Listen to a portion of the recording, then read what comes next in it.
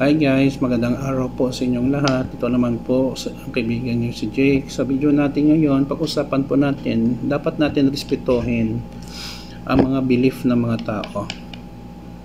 Religious freedom, kumbaga.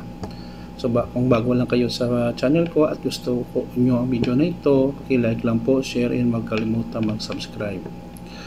Alam nyo guys, every person in this world or family belongs in a different religious beliefs.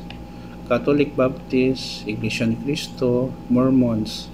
Pero naobserbahan ko lang guys, may iba talagang tao na hindi marunong magrespeto sa belief ng ibang tao. Muslims, Buddhist.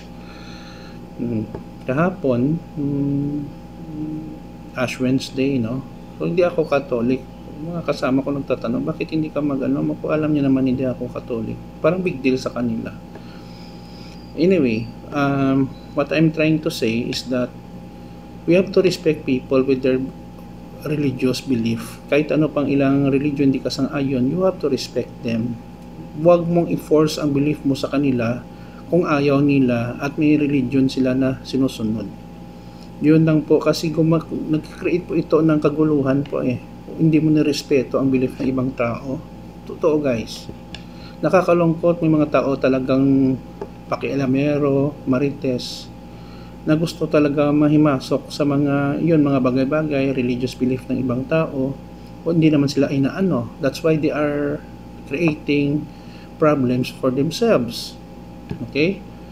So, bottom line here, what I'm trying to do is to inform everyone just to respect people's religion, denominations, and belief. As long they are not violating any laws in the land, wala lang sila tinatapakan na tao, or wala silang ginagawang illegal na bagay sa ating komunidad, sa ating bansa, okay lang yon.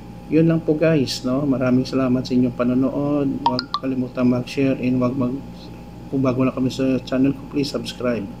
Ingat po tayo guys. Ito naman po kaibigan si Jake. Paalam.